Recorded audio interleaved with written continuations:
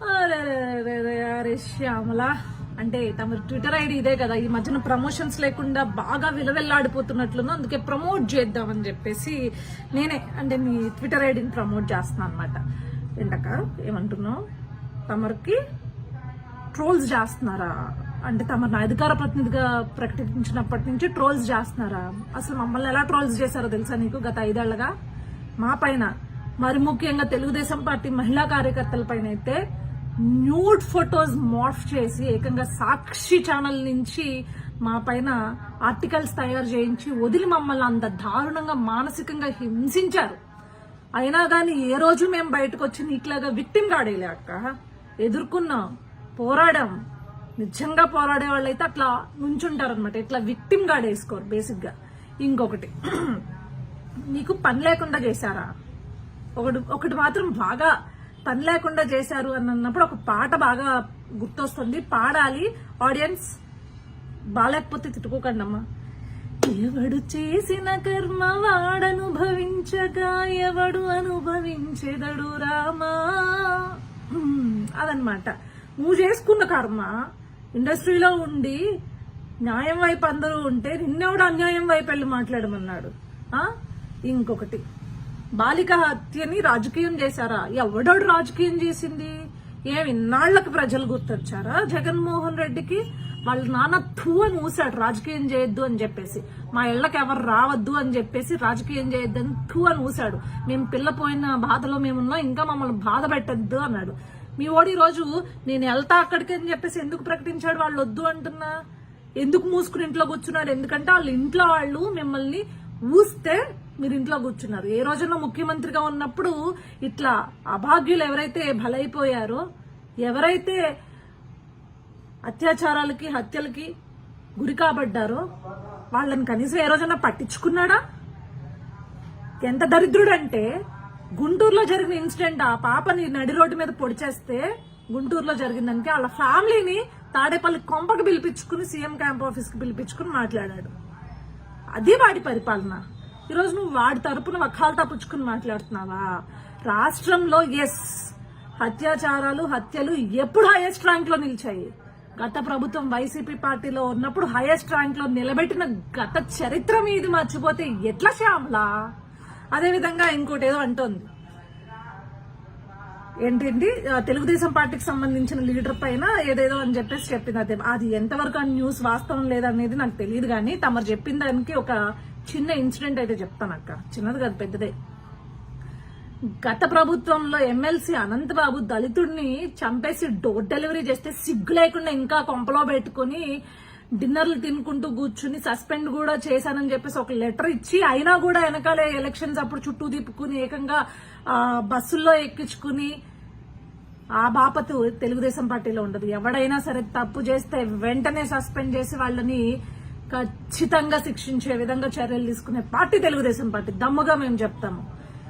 మీది కీచకులు ఉన్న పార్టీ అయితే తెలుగుదేశం పార్టీలో ఆడవాళ్లకు భద్రత కల్పించే పార్టీ. ఒకవేళ ఎవరైనా సరే తప్పు చేస్తే వాళ్ళని ఎప్పుడు వెనకేసుకురాదు, ముందే సస్పెండ్ చేసి నువ్వు నిరూపించుకుని, పైన పడిన నింద నిరూపించుకుని, సచ్చిలతను నిరూపించుకుంటేనే పార్టీలోకి రా అని చెప్పేసే పరిస్థితి అయితే ఉంది. అందుకే మనం చూసుకుంటే ఎమ్మెల్యే ఆదిమూలం గారిని కూడా మనం సస్పెండ్ చేయడం జరిగింది.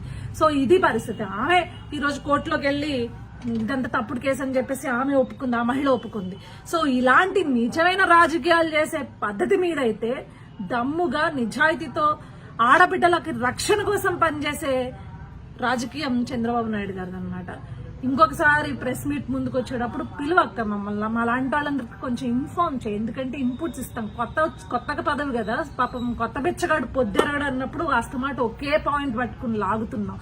ఆ రోజు ఆ బలిదానాలకి నువ్వు మాట్లాడని దానివి, ఆడబిడ్డల బలిదానాలకి మాట్లాడని దానివి నువ్వు మాట్లాడకూడదు. ఎందుకంటే ఆ రోజు అమరావతి ఆడబిడ్డల్ని ఏ రకంగా, ఎంత దరిద్రంగా, ఎంత ఘోరంగా మీరు అపహాస్యం చేశారో, అవహేళన చేశారో, ఎంత ఘోరంగా బాధ పెట్టారో మొత్తం యావత్ రాష్ట్రం అంతా చూసింది. దాని ప్రతిఫలమే మీకు, దాని పర్యవసానమే ఇదంతా 11 సీట్లు. ఓకే, పెద్ద వచ్చి వాక్శుద్ధి ఉంది అని చెప్పేసి అడ్డమైన కూతలు కూస్తే బాగుండదక్క.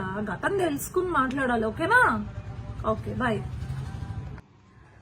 వైసీపీ పార్టీ నుంచి అధికార ప్రతినిధిగా కొత్తగా అధికార ప్రతినిధి అవతారం ఎత్తిన చామలక్కయ్య పాపం నేను చాలా గట్టిగా ప్రభుత్వాన్ని ప్రశ్నిస్తుందండి. ఎందుకంటే పొంగనూరులో ఒక చిన్న పాప 7 ఏళ్ల పాప మైనారిటీ బాలిక అక్కడ అదృశ్యం అయింది. దానికి సంబంధించి పోలీస్ కంప్లైంట్ ఇస్తే వెంటనే పోలీసులు కూడా కంప్లైంట్ తీసుకుని హుటాహుటిని ఇన్వెస్టిగేట్ చేశారు. కానీ దురదృష్టవశాత్తు ఆ పాప శవమై తేలింది. జరగకూడదు, ఎవరిళ్లలోనూ జరగకూడదు ఇలాంటిది. ఖచ్చితంగా ఆ దుర్మార్గులకి ప్రభుత్వం తరపు నుంచి కఠినమైన శిక్షలు పడతాయి. అదేవిధంగా ఈ రోజు హోమ్ డిపార్ట్మెంట్ అనిత గారు కూడా చాలా సీరియస్ గా తీసుకున్నారు. ఇన్సిడెంట్ ని సీరియస్ గా తీసుకుని ఎవరైతే ఇలాంటి ఘాతకానికి పాల్పడ్డారో వాళ్లపైన కఠినమైన శిక్షలు ఈరోజు వేసేలాగా, లేకపోతే కఠినమైన చర్యలు తీసుకునేలాగా ఆవిడ ముందుకు వెళ్తున్నారు. కానీ ఈ శ్యామలక్క ప్రశ్నించిన తీరు నాకు భలే అనిపించింది. అసలు శ్యామలక్క ఒకటి మాత్రం క్లియర్ చేస్తా, గతంలో మీరు అంటే మీ ప్రభుత్వం ఉన్నప్పుడు ప్రశ్నించిన వాళ్ళని ఆపారు, అడ్డుకున్నారు. కానీ మేము అలా కాదు, ప్రశ్నించాలి. కానీ ఎవరిని ప్రశ్నించాలి? గతంలో మీ ప్రభుత్వం మొద్దు నిద్రపోయింది చూడు, అప్పుడు బయటకు వచ్చి ప్రశ్నించుంటుంటే ఎస్ కరెక్ట్ అయిన ఆడదాన్ని నువ్వు, ఆడవాళ్ళ కోసం నిలబడ్డావు అని శభాషని మేము కూడా అనేవాళ్ళు. గతంలో మీ ప్రభుత్వం ఎంతో మంది ఆడబిడ్డల మాన ప్రాణాలు పోతున్నా నోరు మూసుకుని కూర్చున్నప్పుడు నీకు ప్రశ్నించే అసలు హక్కు కూడా లేదనమాట. అంటే నీ పరిస్థితి ఎలా ఉందంటే ఆత్రపు పిల్లి కొడుకుంటే అత్తమెల్లో తాళిగట్టాడంట, అలా ఉంది. కొత్త పదం వచ్చిన వెంటనే పాపము ఏదో మాట్లాడేయాలని చెప్పేసి మన ఘనమైన గత చరిత్రను మర్చిపోతే ఎట్లక్క? 4 ఇన్సిడెంట్స్ చెప్తాను అక్కడ. ఎంతో మంది ఆడబిడ్డలు మానవ ప్రాణాలు కోల్పోయారు గత ప్రభుత్వంలో, అంటే గత 5 ఏళ్లలో. దాంట్లో ఒక్క 4 ఇన్సిడెంట్స్ చెప్తా. ఏ రోజు నువ్వు వచ్చి మాట్లాడావో నాకు ఒకసారి బయటకు వచ్చి చెప్పు. గతంలో మొత్తం రాష్ట్రం మొత్తం కూడా స్వతంత్రం వచ్చిందని చెప్పేసి సంబరాలు చేసుకుంటుంటే స్వతంత్ర దినోత్సవం రోజున నడి రోడ్డు పైన రమేశ్వరి అనే అమ్మాయిని పొడిచి చంపేశాడు అక్క ఒకడు. కనీసం అంటే కనీసం వైఎస్ఆర్సీపీ ప్రభుత్వం నుంచి ఒక్కడు కూడా బయటకు వచ్చి ఆ ఇన్సిడెంట్ గురించి మాట్లాడలేదు, దాని ఇన్వెస్టిగేషన్ గురించి మాట్లాడలేదు. ఎవడైతే చేశాడో, నేరం చేశాడో ఆ నిందితుడికి కఠినమైన శిక్షలు వేస్తామని కూడా కనీసం చెప్పలేదు. ఆఖరికి ప్రతిపక్ష నాయకులు వెళ్లి పరామర్శించడానికి వెళ్దాము అనుకుంటే ఆపిన ప్రభుత్వం అక్క మీది. ఆ రోజు ఎందుకు బయటకు వచ్చి ఒక ట్వీట్ కూడా ఇలా? అప్పుడు ఆ ఆడబిడ్డది మానం కాదా? ఆడబిడ్డది ప్రాణం కాదా? అడిగిపోయావు అప్పుడు. ఇంకొక ఇన్సిడెంట్ అక్క, నరసరావుపేటలో అనూష అనే ఒక ఆడబిడ్డని తనతో పాటు చదువుకున్న ఒక దుర్మార్గుడు, తమరి కులానికి సంబంధించిన వాడే, చంపేస్తే కనీసం ఒక్క ప్రెస్ మీట్ లేదక్క మన ముఖ్యమంత్రి గారి దగ్గర నుంచి, అప్పటి ముఖ్యమంత్రి జగన్మోహన్ రెడ్డి దగ్గర నుంచి. మరి ఆ రోజు ఆడబోయావు అక్క? ఆ రోజు మొద్దు నిద్రపోతుంది కదక్క ప్రభుత్వం, అప్పుడు ఎందుకు రాలేదక్క బయటకు ప్రశ్నించడానికి? అదేవిధంగా అనంతపురంలో స్నేహలత అనే అమ్మాయి ఉద్యోగం చేసుకోవడం కోసం వెళ్లి తిరిగి వెనక్కి వస్తుంటే ఆమెని కాల్చి నడి రోడ్డు మీద వదిలేస్తే సగం కాలిపోయిన శవాన్ని పట్టుకుని తల్లి తల్లడిల్లిపోతే తమరి ప్రభుత్వంలో పనిచేసిన మహిళా కమిషన్ వెళ్ళి అక్కడ సన్మానాలు చేయించుకుందక్క. ఏమైపోయిందక్క అప్పుడు? ఆడబిడ్డల యొక్క మాన ప్రాణాల గురించి నీ దిగులు, లేకపోతే నీ ప్రశ్నలు ఏమైపోయింది? సమాధానం లేదా? ఇంకొకటి, నడి రోడ్డు పైన వైజాగ్ లో ఒక ఆడబిడ్డ గొంతు కోసేస్తే కనీసం అంటే కనీసం తమరి ప్రభుత్వంలో ఉన్న మహిళా మంత్రులు ఏ రోజు బయటకు వచ్చి మాట్లాడలేదు. రాష్ట్రంలో ఇలా పరిస్థితి ఉంది, ఇలాంటివి చేస్తే కఠినమైన శిక్షలు పడతాయని చెప్పేసి ఏ రోజు కూడా కనీసం అంటే రెస్పాండ్ కూడా అవ్వలేదు కదక్క. మరి ఆ రోజు అడిగిపోయావు అక్క? ఇలాంటి ఇన్సిడెంట్స్ గత 5 ఏళ్లలో కొన్ని వేల ఇన్సిడెంట్స్ ఉన్నాయి. వేల మంది ఆడబిడ్డల మాన ప్రాణాలు పోయాయి. దానికి సమాధానం చెప్పండి అంటే కనీసం మళ్ళీ చెప్తున్నా, బయటకు వచ్చి దాని గురించి చెప్పిన నాదుడే లేడు కదా ప్రభుత్వం నుంచి. మరి ఆ రోజు ఎందుకు ప్రశ్నించలేదు? ఈ రోజు ఎందుకు ప్రశ్నిస్తున్నావు? ప్రశ్నించాలి. ఎవరిని ప్రశ్నించాలి?